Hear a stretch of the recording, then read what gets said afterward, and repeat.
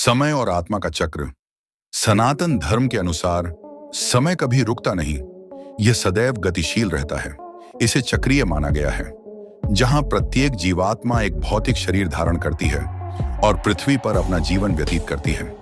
जीवन काल पूरा होने पर आत्मा शरीर त्याग कर इस संसार से विदा लेती है। शास्त्रों में बताया गया है कि आत्मा का अगला जीवन और भविष्य उसके द्वारा किए गए कर्मों पर निर्भर करता है। स्वर्ग, नरक और कर्म का प्रभाव कर्मों के अनुसार आत्मा को स्वर्ग या नरक की प्राप्ति होती है। स्वर्ग में पुण्य आत्माएं जाती हैं, जबकि पापी आत्माएं नरक के विभिन्न स्तरों में दंड भोगती हैं। इस प्रकार आत्मा जन्म और मृत्यु के चक्र में फंस जाती है। हालांकि कुछ पवित्र आत्माएं इस बंधन से मुक्त होकर परम धाम, जिसे वैकुंठ कहा गया है, की ओर प्रस्थान करती हैं। वैकुंठ अंतिम गंतव्य। वैकुंठ धाम को भगवान विष्णु का निवास स्थान माना गया है। यह वह परम धाम है जहां पवित्र आत्माएं अंततः समाहित हो जाती हैं, जैसे नदियां समुद्र में विलीन हो जाती हैं। यही मोक्ष कहलाता है। वैकुंठ का अर्थ है बिना किसी कुंठा के स्थान, जहां किसी प्रकार की निराशा, द्वेष या पीड़ा का अस्तित्व नहीं है। तीन लोक और उनके स्तर। भगवान शिव को तीनों लोकों का स्वामी माना जाता है, जो हैं: 1. पृथ्वी लोक, भूलोक, जहां सभी जीवात्माएं निवास करती हैं। 2. नरक लोक, पापियों का स्थान, जिसमें अतल, वितल, सुतल, तलातल, महातल, रसातल और पाताल के स्तर होते हैं। 3. स्वर्ग लोक, पुण्य आत्माओं का स्थान, जिसमें ध्रुव लोक, स्वर्ग लोक, मेहर लोक, जनलोक, तपोलोक, ब्रह्मलोक और सबसे ऊपर वैकुंठ आता है। वैकुंठ का स्थान और स्थिति। वैकुंठ की स्थिति ब्रह्मांड के बाहर मानी जाती है।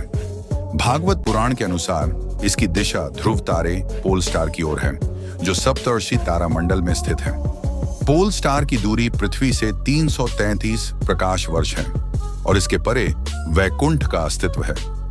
वैकुंठ तक पहुंचने के लिए कोई भी आधुनिक तकनीक सक्षम नहीं है, क्योंकि यह भौतिक जगत में नहीं बल्कि एक दूसरे आयाम में स्थित है। अन्य आयाम और मोक्ष की प्राप्ति।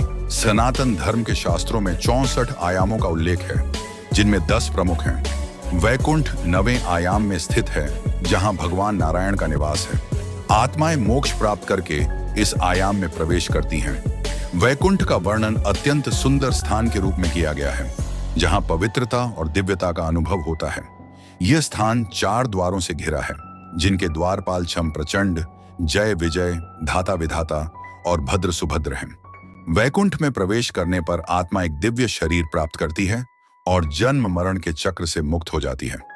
वैकुंठ के निवासियों का जीवन। वैकुंठ में भगवान विष्णु और उनकी अर्धांगिनी माता लक्ष्मी निवास करते हैं। यहाँ भगवान के अनगिनत पार्षद भी हैं, जो समय समय पर पृथ्वी पर संदेश देने के लिए भेजे जाते हैं। वैकुंठ नगरी में रहने वाले सभी लोग रत्नों से जड़ित महलों और विमानों में निवास करते हैं और केवल परम आनंद का अनुभव करते हैं। वैकुंठ और ब्रह्मांड की सीमाएं। वैकुंठ सूर्य, अग्नि या बिजली से प्रकाशित नहीं होता, यह स्वयं प्रकाशित है। यहाँ समय का कोई प्रभाव नहीं होता और यहाँ रहने वाले हमेशा युवा और सुंदर दिखते हैं।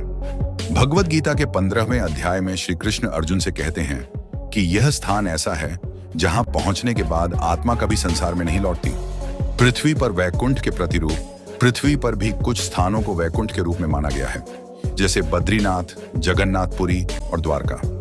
ये पवित्र स्थल वैकुंठ धाम के समान माने जाते हैं और तीर्थ यात्रा के लिए महत्वपूर्ण है। वैकुंठ प्राप्ति का मार्ग। वैकुंठ को प्राप्त करने के लिए आत्मा को उच्च आध्यात्मिक उन्नति की आवश्यकता होती है। कल युग में यह प्रभु के नाम का जप और अच्छे कर्मों के माध्यम से संभव है। जब आत्मा वैकुंठ जाने की योग्यता प्राप्त कर लेती है, तो भगवान विष्णु के दूत उस आत्मा को वैकुंठ की ओर ले जाते हैं। विरजा नदी। वैकुंठ की सीमा। वैकुंठ तक पहुंचने से पहले आत्मा को विरजा नामक नदी को पार करना होता है, जो भौतिक और आध्यात्मिक संसार के बीच की सीमा है। इस सीमा के पार जाकर आत्मा मोक्ष प्राप्त करती है और परमानंद में विलीन हो जाती है। यह कहानी वैकुंठ और मोक्ष के रहस्यमय और गूढ़ सिद्धांतों को उजागर करती है, जो जीवन के अंतिम सत्य की ओर इशारा करते हैं।